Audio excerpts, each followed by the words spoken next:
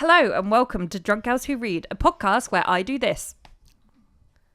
I'm Charlie. And I'm Hannah, and we're two 30-somethings combining, hopefully, intelligent literary criticism with drunken chaos. Ow. We're currently reading The Hunger Games, and in this episode, we're talking about chapters 22 and 23. So grab a drink, crack open your book, and read along with us.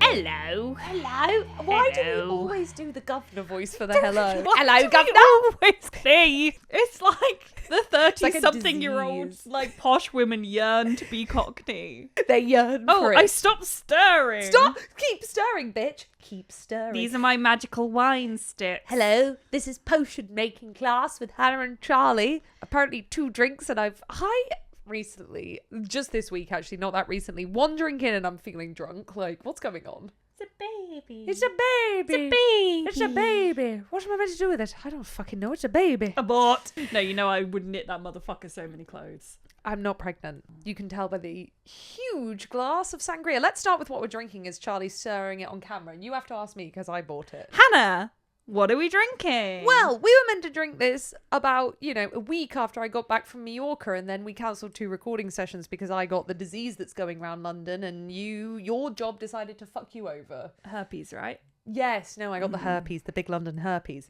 So I, in fact, got back from Mallorca 2 months ago, and I brought you a speciality of the Spanish islands and the Spain country. I bought you the sangria, which you can buy for €1.50 in the supermarkets. That's 2 litres for €1.50, baby. I buy you the highest quality sangria. She really does. I love sangria, but more than that, I love how dirt cheap you can get sangria in Spain and Spanish countries. Like, nothing alcoholic should be this cheap. And I looked at the fancy bottles, which were like €10, and I was like, no, I want that. Oh, I should have shown it. I'll show you it. I'm going to lean forwards and everything to show you it. The graphic design on this is... Have you had this one? No. Sangria is not really my... It's not your jam. You served it at your barbecue. Eloise served it. It's this one. It's the Don Simon. It genuinely costs €1.50 in most Spanish supermarkets. Nothing should be this cheap. Brilliant. Absolutely brilliant. This is the kind of... I went on a Spanish Islands holiday when I was 18. I went on the classic party holiday. Could we afford... Was that where you first got the herpes? That was when I first got the herpes. And this was the staple of the pre-drinks. Just like as bigger bottles of this we could buy back to the hotel room, drinking as much as we could out on the Tenerife Strip at 11 o'clock at night. Good times were had. Yeah, this is going to be interesting for me, I think, because the reason I'm not that into sangria is because I think the last time I would have had it was when I wasn't that into red wine. And red wine still is my favourite, but I do like it now. But I haven't had sangria since I liked red. Oh God, and I'm giving you the cheap one. Oh, it's good. The thing is, and maybe I'm about to say something massively offensive, it is basically cold mulled wine. Oh, absolutely. No, that's not offensive. Sangria and mulled wine are the same thing. Yeah, and I love that one is seen as a summer drink and one is seen as a winter. It's the same thing with just a few degrees temperature difference. No, that's why I love it. No, it's nice. But tell me why that's cheaper than buying red wine. Fuck It's knows. the same strength. Fuck knows. But let's not complain. Let's not imagine we're in the Spanish island, the Canary Islands. Just imagine it. Here we are. The waves are lapping the shore. I went to a proper Brits Abroad place in Mallorca.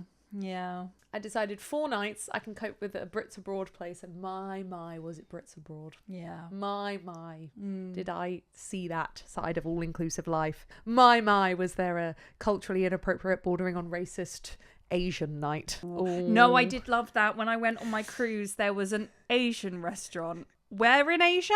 Anywhere in Asia. Oh, the Asian night just played the songs from Mulan. Okay, you know what I love? You know what I love? Racism. I love no one clipped that. I can't remember what I've been watching. I think I somehow got onto like Chinese TikTok. Sure. And like, we've all been there. There's this one song that was playing in a lot of like the Chinese TikTok backgrounds. Right. And I just kept thinking, I know this song. Where do I know this song?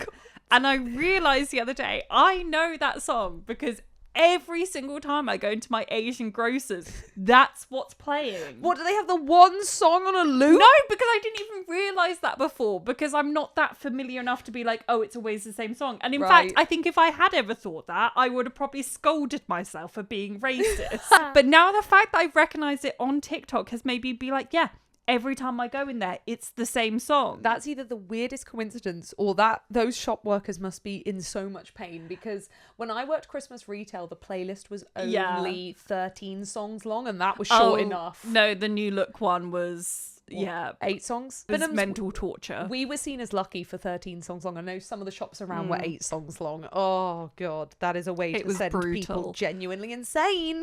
But to be fair, it's quite a nice song. So like, I don't think I would mind that much. Not if it was on one song loop. You'd mind. Because it's kind of like, it's the sort of song where I imagine if it's on repeat, it just feels like one long song. Maybe because I don't speak the language. Yeah. Maybe there is a narrative to it that would get annoying. Yeah. How is Chinese TikTok? This is the thing. Ironic, because TikTok's banned in China. That doesn't mean that like other Chinese people can't be on there. I know. Just the way you were like, I'm on Chinese TikTok. Yeah. No, but like I could not tell you. It's probably food related, but I could not tell you what I've been watching on Chinese TikTok. Nice. I watched a few and recognised the song and was like, why do I know that song? I've realised. And I do spend admittedly way too much time in my Asian grocers. It's my favourite thing. I like just hanging out there.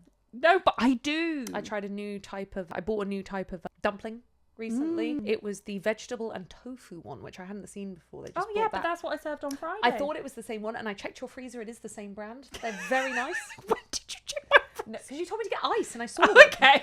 Yeah, they're nice, aren't they? They're lovely, really good one. This is another hive mind moment. I also hadn't tried those ones until Friday. Maybe they're new. Maybe. But yeah, because that is one of the things that I find. So this is now an Asian grocers podcast.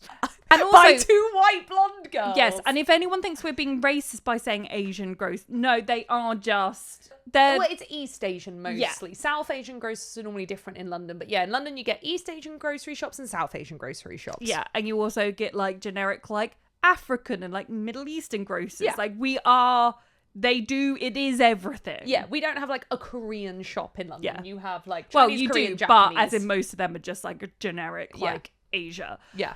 Can't remember what I was going to say. The The point is so far away, but I do genuinely just hang out there. And yeah, what I love is the fact that the stock does rotate. Yeah. And I love it. It keeps me on my toes. Like, it's so exciting. Every time I go in there, things are a little bit different. Mine's recently started to do frozen onigiri, which is so exciting to me. Because I do make my own onigiri, but there's something nice about just having them, like, in the freezer. Yeah. Anyway, how are you? I'm good. I just remembered, yes, based on the conversation we had, I just remembered something I can say in the How Are You section. I've booked my trip to Japan. That's so exciting. There is a tweet that went viral that was like, people in their 30s either begin running or book a trip to Japan. I'm so glad you're going to Japan. Yeah, rather than taking up running. Yeah, I was saying this the other day at dinner with Hannah and Nikita and Ayana, that I have decided how to whittle down my friends because I only like having so many, and it's kind of gotten to the point I need to You're cull just too some. popular. No, but this is the thing. I have very few friends and it's too many. You know I like my alone time. You like your social smirkle smaller. It's curated. I can't be... my words. Yeah. I can't be letting too many cretins in. And also, I mean, literally, Nuri and Ayana and Nikita are on fucking thin ice because it's a load of N names. Sure, so it's also confusion. It's a confusion element, and also mixing up two of them makes me seem racist, even though I am just as likely to mix up Nuria with any of... If I had the same rule, that would put you on crazy thin ice, because you're the third bisexual Charlie that I know. Not in that order, but you are one of 3. Yeah, there's a lot of us. They're everywhere. We really are. But anyway, yeah, so I've decided to start culling friends, and one of the way I'm going to go about it is anyone that signs up to a marathon. I didn't. I booked in my 30s a trip to Japan. Good. So that's booked. I'm going in March. I have never gone to anywhere in Asia. I have only flown long haul basically with you to go to Florida, and that was for work. And I went to New York while I was in uni, which is long haul, but actually the flight there's only like 6 hours. It's not even that long. This is my first layover ever. This is my first time in the entirety of Asia as a continent. Yeah. Layers are the worst thing ever. I've done them twice. I say never again. I will, because there's some places you cannot go unless you do a layover. Yeah. However, Japan, there's only like 2 flights a week, and it is so expensive Exactly. if you go all yeah, and like, yeah, so I will, but never again where it's like, when I did it before, it was like, oh my God, this is like £200 cheaper. Nope. Not that. Yeah. Nah.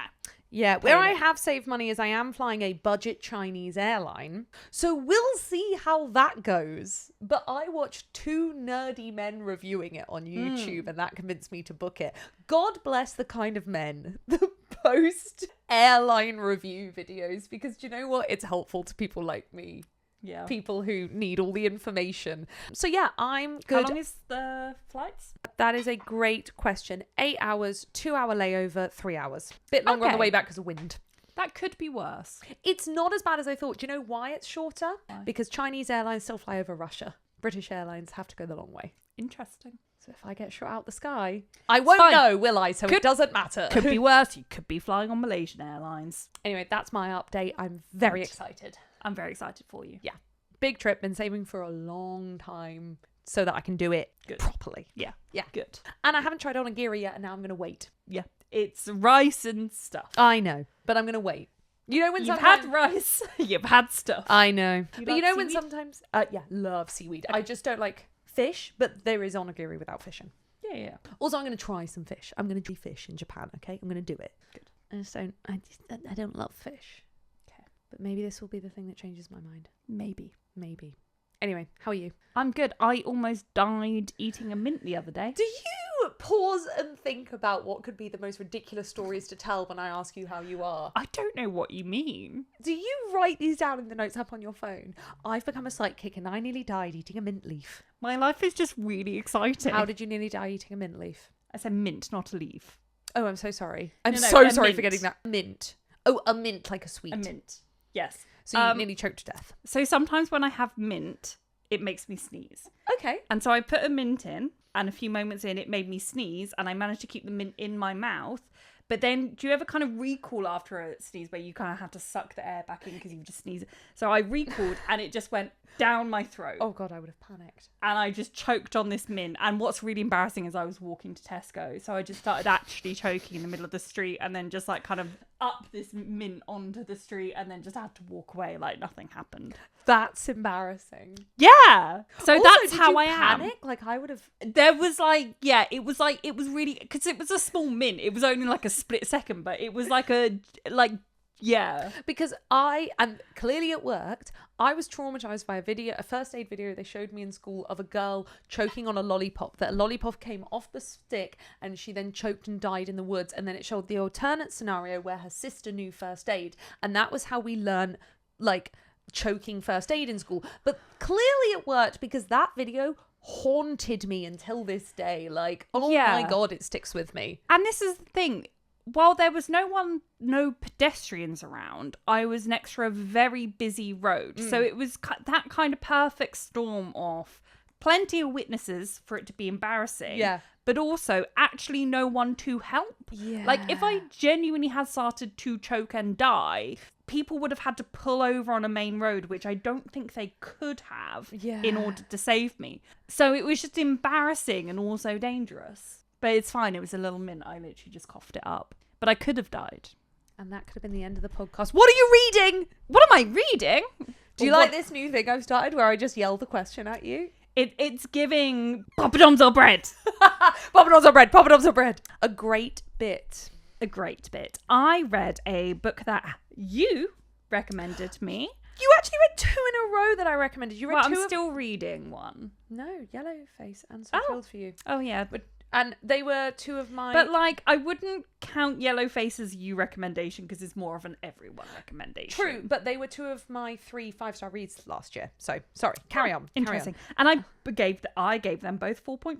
That's really good. So I read So Thrilled for You. Sorry, I just managed to, like, hit the mic 3 times. Which is not at all my normal kind of thing. It's about a group of friends kind of all in various stages of their life, mostly in terms of like having kids, not having kids, wanting kids, not having kids, not wanting kids. And yeah, I really, really enjoyed it. It was genuinely very funny, genuinely very poignant, very relatable.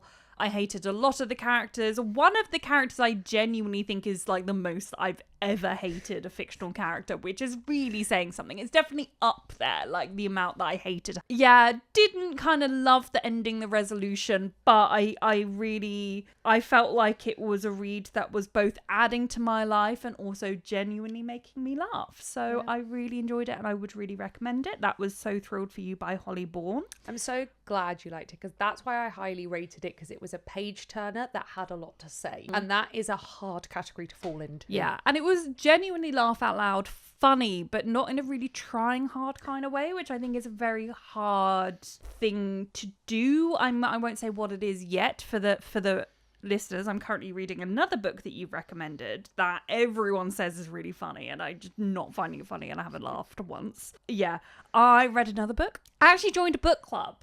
I joined a book club with Rachel, who, I don't know if she listens to this podcast, but she listens to our other podcast. I joined her book club because apparently I love to be murdered, you know? Yeah. Me and like people off the internet, particularly people that like listen to the podcast, I'm like, yeah, I'll be sure. your friend. I'll come around your house. I'll turn up to this address. Absolutely. You want to choke to death in a minute and be stabbed in the face.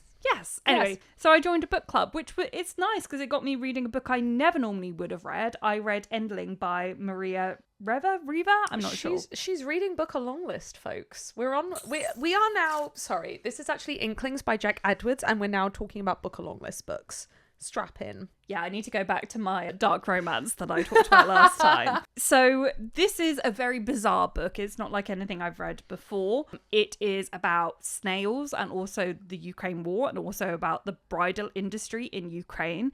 It narratively is written way different to anything I've ever read, mostly because I don't really kind of do like literary sort of books. It's not really my thing. But yeah, there was a very, I would say, abstract kind of narrative construction sort of thing going on.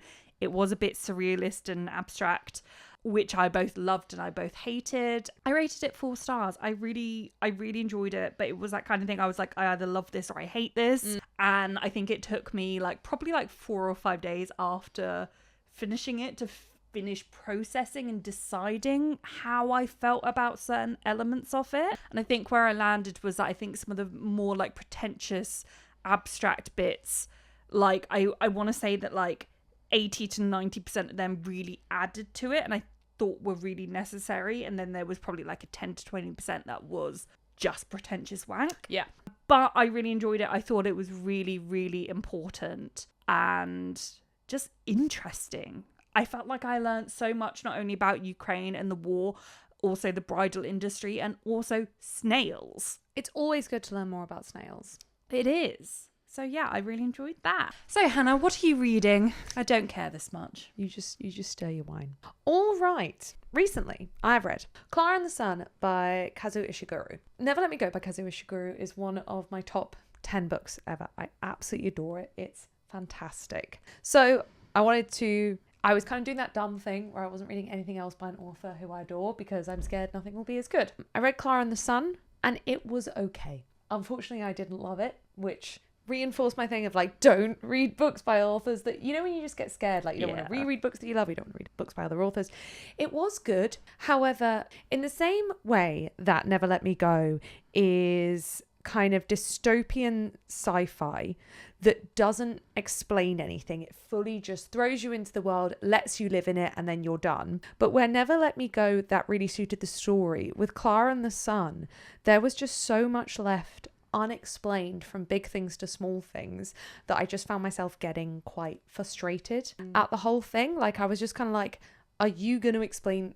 I understand what Kazuo Ishiguro is doing, which is just live in the world and just experience it rather than me doing loads of explaining. But I just think narratively that sometimes works with some stories. Never Let Me Go probably worked because it was a school setting, whereas Clara and the Sun just didn't. And maybe I'm just unfairly constantly comparing it to Never Let Me Go, but I just spent most of it very, very confused, which I don't think is what I want from a book. It had some really beautiful moments, but I also don't think, and this isn't necessarily the book's fault, but for a 2021 book, I also don't think it was making the most revolutionary commentary on AI and the use of like AI robots and things like that.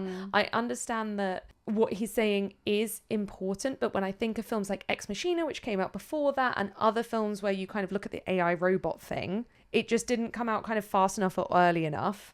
And also, it was published in 2021, but I read it in 2025, and we're so much more advanced with AI and that kind of thing now. Unfortunately, that I was just kind of like, oh yeah, like this doesn't feel that, you know, this is the problem with dystopia sometimes. If the world moves too fast, you've kind of moved away from, you've already moved too far forward than the point that was trying to be made. So it was good, but not great. But I will do other Ishigurus. I am not willing to give up at all on the Ishiguro journey. But that was just mid. And then, so I rated that 3-star. And then the next book I read, I also rated 3-star. And that was Luster by Raven Lelaney. Also fucking bizarre. I read this book because I just got given a copy by a friend who was moving out of London and didn't want to pack any of her books. So just gave me a load of her books. And I was just like looking for a short read. And I was like, sure, I'll read that. It's batshit wild. It's about this girl who is working in, I think it's New York. I can't even remember which American city. And she's kind of really poor, really struggling on like a low income wage, doesn't have loads of like contacts and things like that, so is just kind of struggling in this like very white corporate world. She's black, and then starts dating a married guy who says he wants an open relationship, but then this weird relationship with them falls, and through a series of events she ends up moving in with him and his wife and their adopted black daughter, and they're a white couple. And it's just bizarre, like that kind of thing where you open someone's brain, see all their thoughts, and you don't want to see all their thoughts. Like it's the weirdest shit ever, and none of it is really explained. You're just kind of living inside someone's head, and then we're done. And it was like a good experience, like writing wise it was really interestingly written, but again I was just kind of like, what are we doing here? Like this is insane. And then it was done. So if you want like that kind of fucked up girl literature kind of thing, it was good for that, like nice short read. But again I was just kind of like, what are we doing here? What are we doing? So yeah, 2 3-star books in a row, 2 what are we doing here books in a row. That's sad. I'm very sad for you. You know. The next thing that we do is the podcast. The sangria's really gone to my head, man. Yeah. So I'll drink some more. That sounds like a good life choice. Excellent life choices Chapter being 22. made. So Katniss she's in a weird foggy dream state where she thinks she's at home asleep with the flu, with like her mother stroking her cheek, which is like Peeta's stroking her cheek then. If she thinks it's her mum, that means Peeta's doing it. Adorable. She wakes up and finds that Peeta has bandaged her and basically been taking care of her, which is like nice and funny how the roles have reversed. And you can picture, I mean, you gotta say that medicine for Peeta has worked very quickly. Let's say even if it's been a day, right? Which It's been 24 hours. Yeah, and it's the longest it feasibly could have been. That is some miracle fucking medicine. Antibiotics. I don't know why I said that so weirdly. Antibiotics? I kind of said it in 2 different accents. I'm just gonna go get some antibiotics. Antibiotics do not work that fast. These books sometimes take liberties with the fact they're set in the future, and even though they have regressed in some ways, especially with medical stuff, we just often get magical capital medicine. The way I see it is that I think that like they're really far ahead with medicine, but that it's just not accessible to anywhere outside of the capital. So which I can believe. I can buy that, you know, they have quicker working medicine, but you know, that is convenient, because we could not be waiting a week for him to make improvements. So within a day, basically, it's turned around so much that he is well enough that he is now the one looking after her, and she's the one that's in a bad way, basically. Yeah. She fills him in on everything that's happened, and he doesn't really understand why Thresh would let her go. So she has to explain to him basically the concept of owing people, because he's never really been in that position before. So what irritated me about this was, I thought the same the first time I read this, that he wasn't understanding it. But actually when I like reread the extract, it was Katniss jumping to the conclusion that he wouldn't understand before he'd said anything. Now, I'm not saying he didn't understand, because I think there is an element that he doesn't.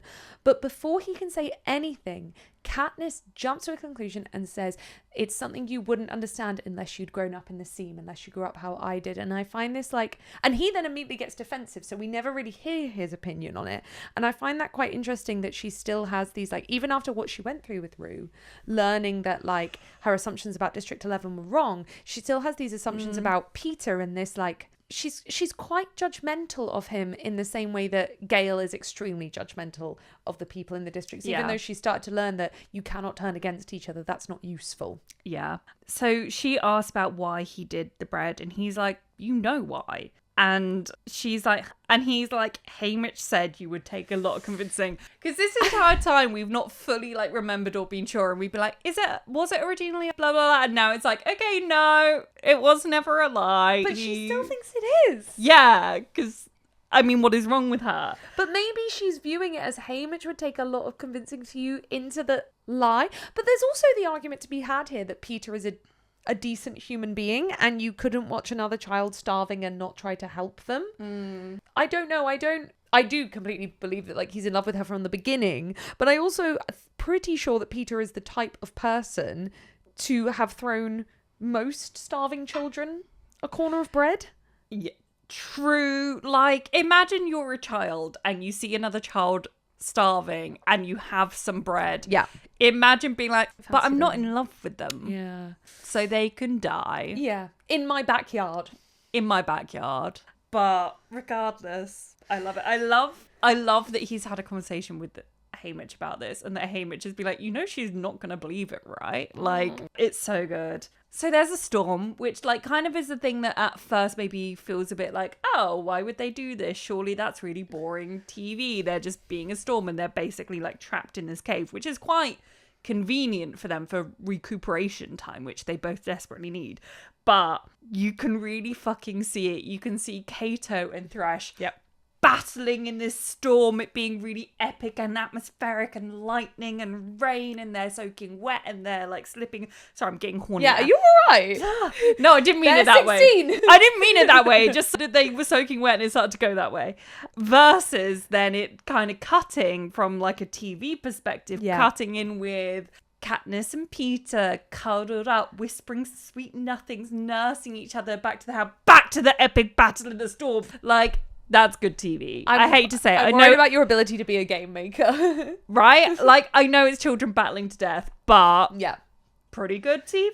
Yeah, and it's there's quite a lot of, I wasn't going to say trust in the reader, because child me didn't think, oh, this storm is happening because Kato and Thresh are battling it out. But there's quite a lot of depth here for Suzanne to just be like, well, older readers will probably get that, and just kind of leave it at that. Like, it's not dumbed down for 13-year-olds. Yeah. Is what I mean. Katniss has this heartbreaking moment where she just realizes in her tired, exhausted and injured state that she doesn't want anyone else to die. She really doesn't want Thresh or even Kato to die. She's just done with death.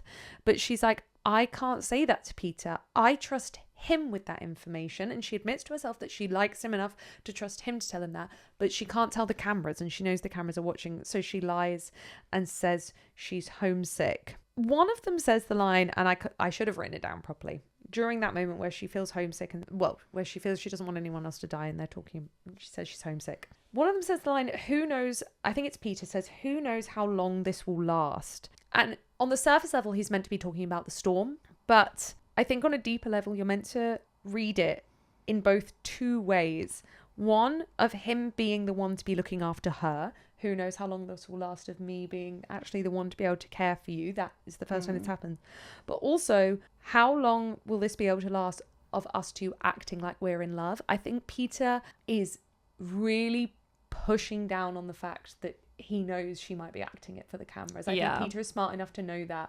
And at this moment is going, maybe I want to stay in this cave. Maybe I don't want the games to end, because she might stop pretending. The thing is, I think that what will also be a part of the conversation with Haymitch, where Haymitch has said that, you know, she'll take some convincing. I think Haymitch will have also said, essentially, that she may or may in the future feel the same, but she will also take some convincing that she does, that she won't realise her own feelings. Yeah. So I think Peeta definitely knows that she's hamming it up, but I think he does also think / know that some of it is real. Yeah. But yeah, how much is hammed up and how much is real, who knows? And he definitely knows that Katniss is not aware. I can't remember if she thinks it or she says it, but she says that she doesn't want to lose the boy with the bread.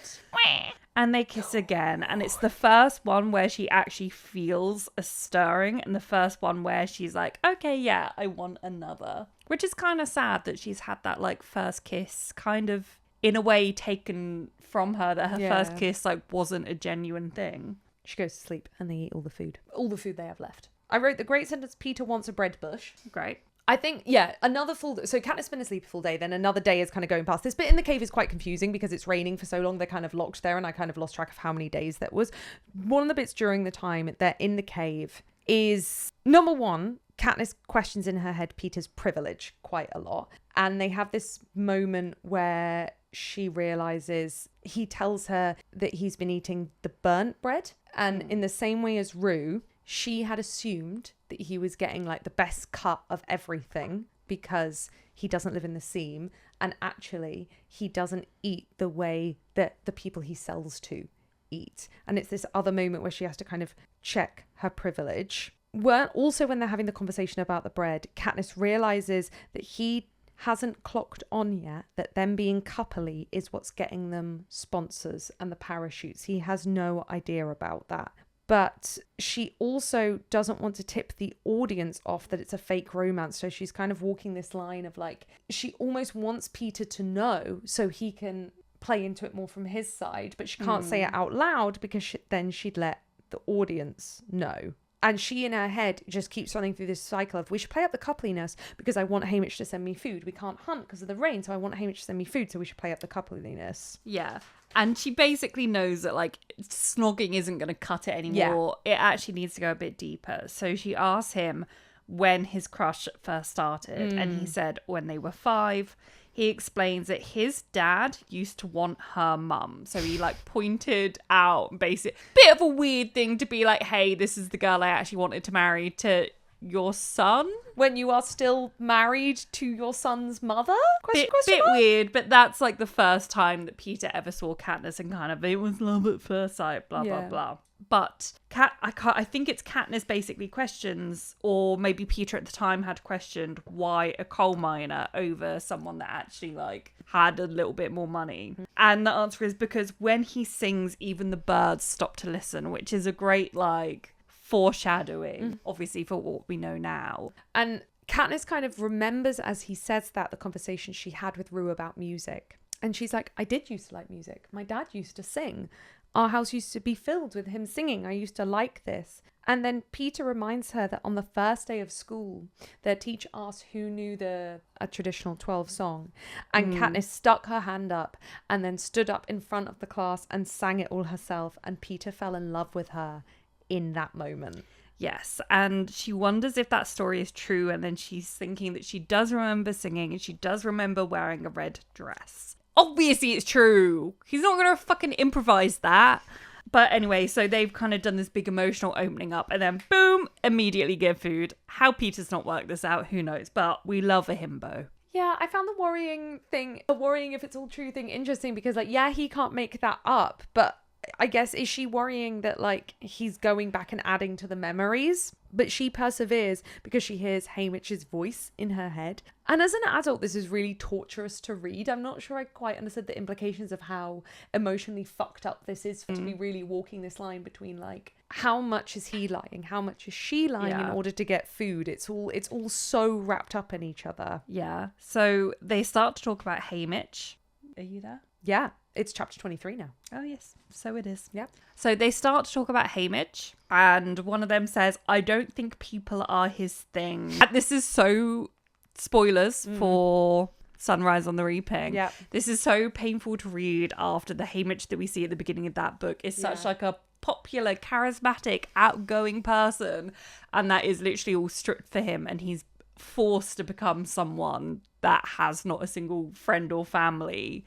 Goodbye, Snow. Yeah, I literally wrote, I'll just cry, will I? I'll just cry. Just fucking painful. And they then start to debate. They're like, how did he win? And then they both kind of in unison agree, oh, he must have outsmarted the others. Yeah. Which again, and we'll talk about it more because I think it's in the second book near the start when we actually get to see more of his games. Yeah. But this was one, again, spoilers, of my issues with Sunrise and the Reaping, that here we have it established he outsmarted everyone. He was smarter than everyone. And then in the second one, we're kind of given the narrative of what happens. And it's that he was doing something different and being really smart and really tricky. And I do think that that got retconned a bit in Sunrise on the Reaping, where it was a bit more, he was following other smarter people's orders. And it's just, I wouldn't necessarily mind that with a different character, but I think such like a key part of Haymitch's character is his intelligence, and the fact that his intelligence goes kind of underestimated and unnoticed because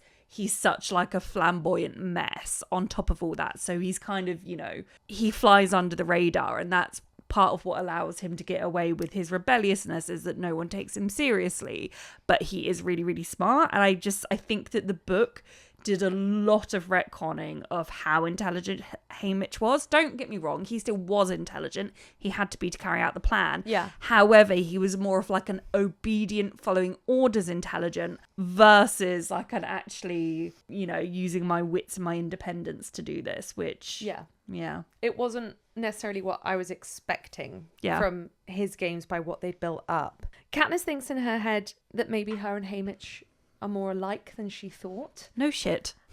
Finally got there. They don't like people and they rely on their smarts. And I'm like, oh, I need to find this. There will be one. Wait, there really? will be one. Hang on. Can I say a funny note while you look for that? Yeah. Katniss says, so you never noticed any other girls? And Peeta replies, no, I noticed every girl. Just not as much as you. You horny bastard, Peeta. You noticed every girl? You are 60. Every girl? 16-year-old boys. 16-year-old boys. What are you going to do? I knew there would be one. I've seen this one. I literally just searched it. So I was like, there will be one. One of the only good songs. Very good. I knew there would be. Of course there was one. Of course there was one. And Nyana probably made it.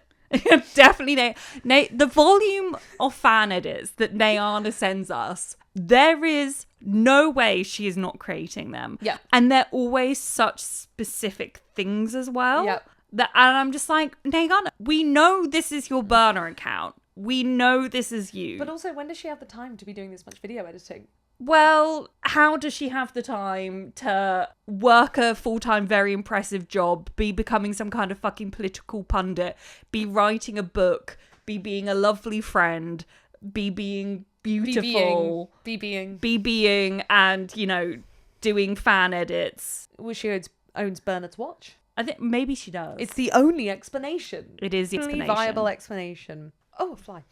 The anthem plays. Yeah. Thresh is dead. I went to celebrate then and then was like, no. Oh, God. He's a named character. No. Do they have to die on screen? Do they have Well, oh, that's an he's interesting... dead. He's dead. It happened. I know, but we've never discussed the viability of on-screen versus off-screen. For our liver's sake. I'm gonna say it counts as a shot. However, I think we get to park it for beginning of next episode. We're near the end of this episode and it's almost 11 on a Wednesday night. It is funnier if we do it at the start of the next episode. I would like to put a bet on now. I'm going to arrive on Sunday, right? We're recording on a Sunday and Charlie's going to be Are we doing more of this? I thought we were doing our other podcast. Oh, yeah. Fine, you better remember that part because I won't. Cool. They figure Kato will be injured. Possibly very injured because there's no way it wasn't a huge fight and there's no way that Thresh wouldn't have gone down without injuring Kato, which is a very reasonable theory. They go to sleep again. I don't know how many days they've been in this cave at this point. I've lost track and I just don't know. And Katniss covers her face with her arms so she can, or I can't remember which, so she can grieve Thresh and promise to help his family. And it's a very interesting break point for Katniss because Jennifer Lawrence got a lot of flack when the first Hunger Games film first came out because she was giving a very wooden, unemotional performance. But when you read the book, she was actually giving a very close interpretation of the book, because Katniss has trained herself to not show emotion on her face. She's trained herself to, because of the fact she had to step into her mother's position and look after Prim and things like that, she's really trained herself to not show emotion. And she's been doing that throughout the games as well, because not only has she been having to look after herself and Peeta and putting on this front of being in love with Peeta, she's been very aware of the cameras as well. And then we see this break moment where she has to cover her own face to be able to grieve. And I think it's really, really, really important to put in, because it's like, of course, she has to let those emotions out at some point. She is not a robot. She is, I mean, not just a teenage girl, anyone would have to let their emotions out at some point. This isn't healthy to be keeping them in like this. Yeah, we've never really talked about the casting much, have we? No. Jennifer Lawrence is so fucking good. Yeah. And I think she's someone that she's got a lot of personality. She's very distinctly her, which can be hard for an actor or actress, because it means that sometimes you're only ever seen as you. Yeah. And there's definitely some of her roles where she's playing more just like, I guess, people closer to her, where you just see Jennifer Lawrence. Yeah. And I genuinely, when I watch The Hunger Games, I forget that it's Jennifer Lawrence. Same. Like, completely. I do not see Jennifer Lawrence. I see Katniss. She is so different and just so truly Katniss. Yeah. She just blends in seamlessly. I genuinely forget that it's Jennifer Lawrence. Like, Same. sometimes when I see Jennifer Lawrence, like, as Jennifer Lawrence and stuff, like, interviews, and then I think, she played Katniss? I'm like... Yeah. And it's interesting because that was her kind of breakout role. I'm like, you got cast for this role that is so different from your personality. This is incredibly impressive. And yeah, I think it's difficult because to choose to play it that close to the books, if people haven't read the books, they're going to think you're giving a unemotional performance. So it's a difficult line to walk as an actor and as a director directing that, to do that. But which is why maybe them not including this moment where she breaks over Thresh and chooses to hide it from the camera was a real negative, because that intelligence to hide it from the camera explains why she is not showing emotion throughout the games. Yeah, and I think it's also hard when in the book you do get to see inside her head, and obviously you can't do that in the film. It is quite a struggle. So yeah, she starts to consider for the first time that she genuinely might get home. Like, there's only 2 teams left now. Yeah. So like, it's a 50-50 chance.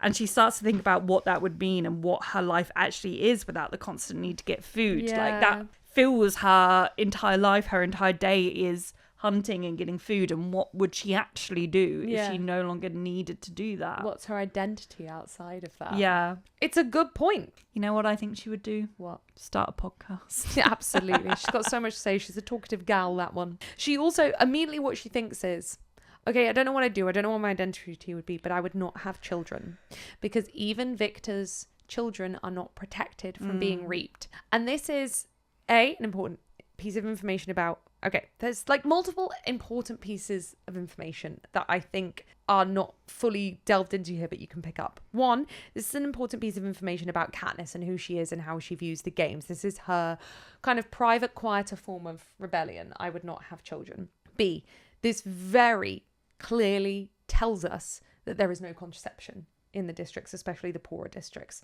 because no one would be having... I think people would be trying to prevent pregnancy a lot more if contraception existed. I disagree. And then my third point was something that has completely flown out of my head. Will it come back to me?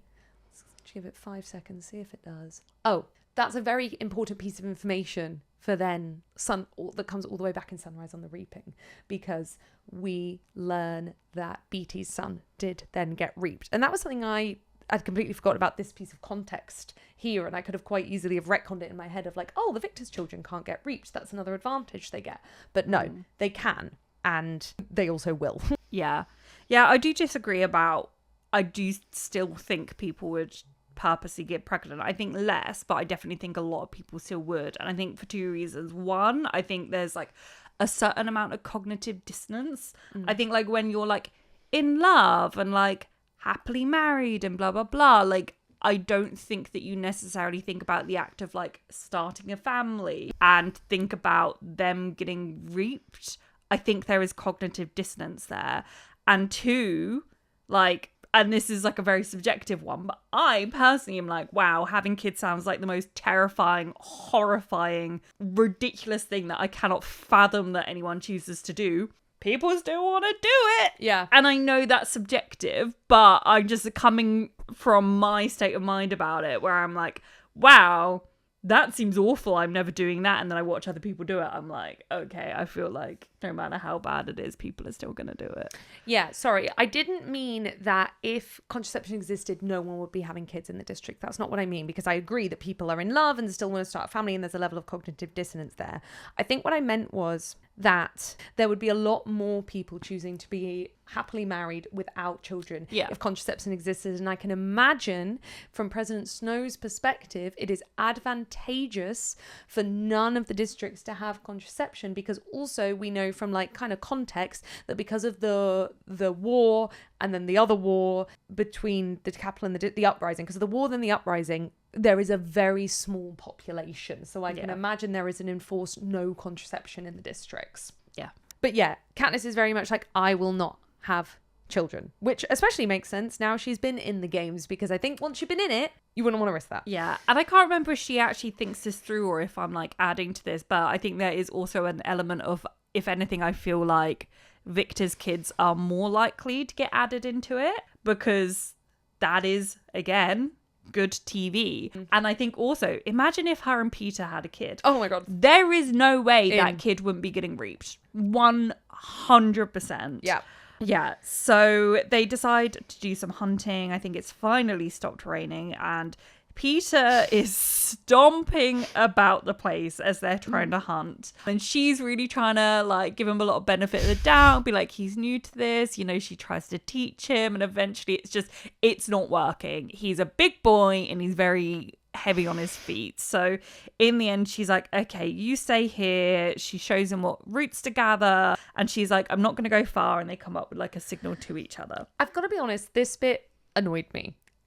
Because it's amazing that I adore Peeta as much as I do, because Peeta actually gets quite a bad rap in this book. Like, he injures himself grievously, has to be looked after, and then can't even help when they get out of the cave thing. He's a himbo. Yeah, he then stomps around, and he doesn't actually know foraging. She has to show him everything for him to go and do it. And I think what was also annoying me about this passage was it felt a little bit out of character for Katniss to be protecting Peeta's ego. And maybe some of it was for the cameras, but she's literally thinking in her head, oh, I don't want to, make him think he can't do anything, upset his ego. And I'm like, that doesn't really feel like you, which kind of shows she probably likes him more than she thinks she does. But I've heard criticism of just like, oh, Peeta's just bumbling about in these games. And I'm kind of like, okay, yeah, you had a plan at the beginning with the careers and you did really well at the beginning, and then kind of all went downhill from there, Peeta, didn't it? Like, how were you going to get food? How were you going to get food if you weren't with the careers or Katniss? So yeah, they come up with this quite clever idea of like the signal and everything like that, similar to her signal with Rue. Oh, that was actually, sorry, I'll cut that bit I just said. Yeah, so how would he have got food? From like an arena perspective, Peeta does slow things down and make it a lot more difficult and dangerous for Katniss. We saw when Katniss was on her own, she was really quite successful in hunting and gathering and getting food and things like that. However, this book challenges you in some ways, because all of Peeta's skills, apart from like lifting and strength, are softer skills. They are about working the audience. They are about likability. They are about kind of creating a narrative and in some ways forming alliances, making people believe him. Whereas Katniss is the one with the weapon and the one with the ability to gather food. This is a very clear like gender role reversal. Yeah. And I think I even fell into the trap being like, oh, Peeta's annoying me. He can't do anything. And I'm like, I'm not appreciating his skills, because they are softer skills that are more typically ascribed to women. Yeah. And the book ended up challenging me in my thought process about that, which I thought was really impressive to put in a book for teenagers. And I love Peeta. I love Peeta. Yes, she manages to catch some animals literally as soon as she's 20 meters away from him.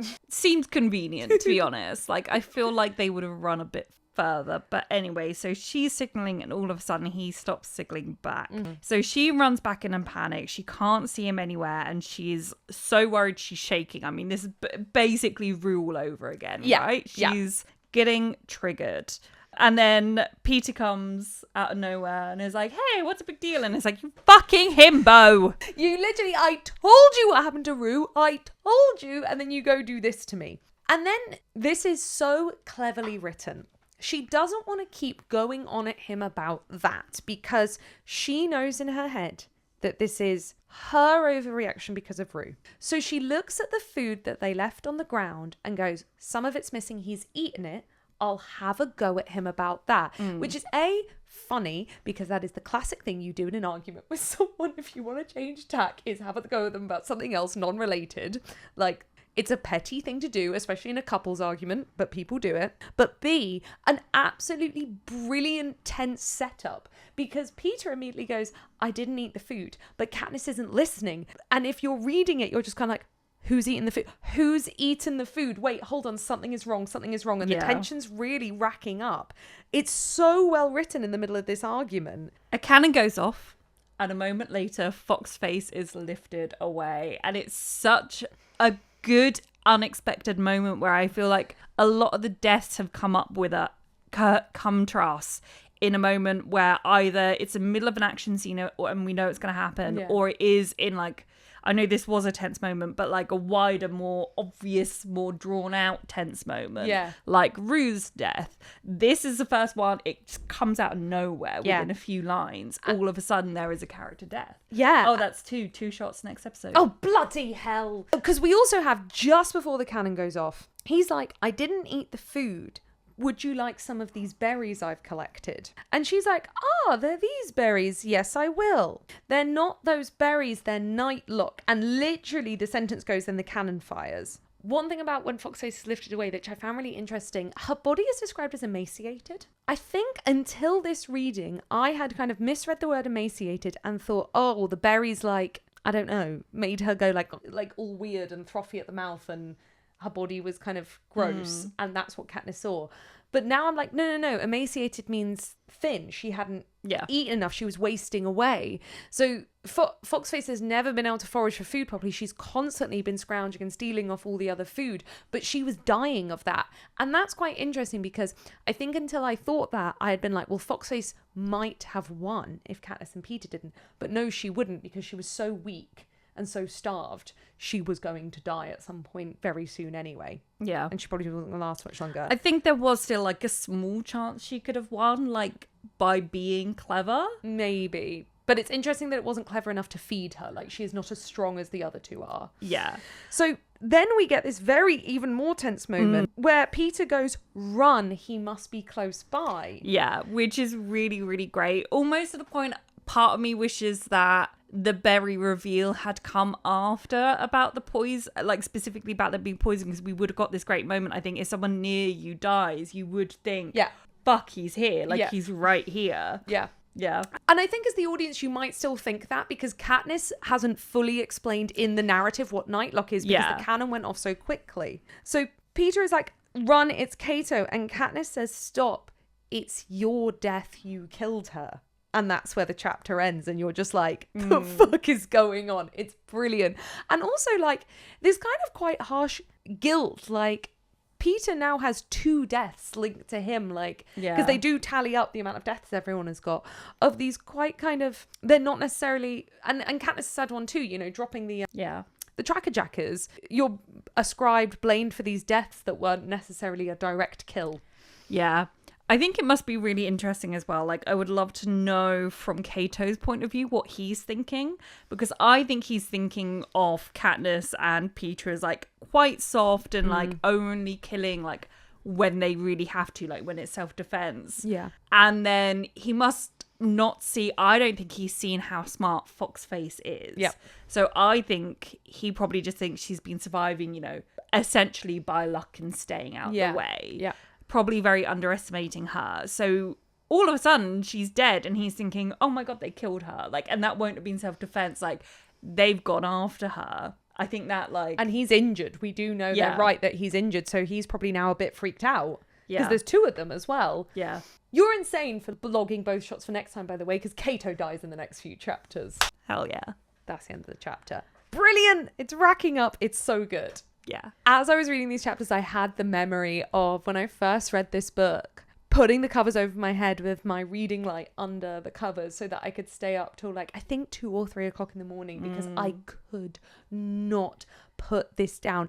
Every chapter ends on a cliffhanger. And you just have to keep reading. And every time I read some chapters, it's really hard to stop for this podcast. Yeah. That's something I hadn't said. Actually, a few months ago, I gave my niece a copy, and she's about like 14, and I gave her a copy of The Hunger Games. And like, it'd been a few months, and like, I hadn't heard anything. And I was like, oh, did she read it? And she didn't enjoy it. So she's not said anything because it's awkward or whatever. And then I got a text from like an unknown number, because I've got her number, but like, we're just in group chats together. We've never actually texted. So I never actually added her number into my phone. Yeah. I was on the tube and I got like an unknown number, and I was like, who the fuck is that? And then I looked and it was my little niece Layla. And yeah, she texted me like about how much she loved it. She was like, oh my god, I finished it last night. I've immediately ordered the next one. Aww. Like, I can't wait for it to arrive. Thank you. Like, I loved it so much. And I was like, cut the crap. Are you Team Peeta or Team Gale? Thank god she was Team Peeta. But smarter than you as a teenager. yes, I mean, she is. But yeah, so I'm like, so oh, nice. like, I'm so glad that I shared it with her and she loved it. And I knew she would love it as well. She's such like, and she's always been so dark that I'm like, oh no, this is your shit. Yeah. Like, yeah. Oh, I miss that like desperation to read where you stay up really late. Oh, literally, like I have the most vivid, my first reading of The Hunger Games, it was my grandparents' anniversary, and we had a big massive family, which like we don't do a lot. We had a big massive like meal out at a restaurant, all of us like extended family around the table celebrating that anniversary, and I spent the entire time reading The Hunger Games under the table. I think I got told off so much, and I was like, no, you don't understand. Yeah, my mum, I cannot stop. Oh, she was so angry at me because she was like, why you stayed up, didn't you? And I was like, no. Suzanne getting us told off by all our mothers. Yeah. I'm excited to finish it. Okay. Yeah. Well, thank you guys for listening. Thank you. We'll be back in the next episode, hopefully with no long pause. Sorry about that. No sicknesses anymore. Goodbye. I don't know what this arm dance is. I'm really hot. Thank you for listening to this episode of Drunk Girls Who Read, a podcast by Goblet of Wine Productions. If you'd like to follow us around the internet, you can find our social media links in the description. Or if you'd like to support us further, you can find us on Patreon, where you'll gain access to bonus episodes and behind the scenes content. Thank you so much for listening, and we will see you in the next episode. Bye!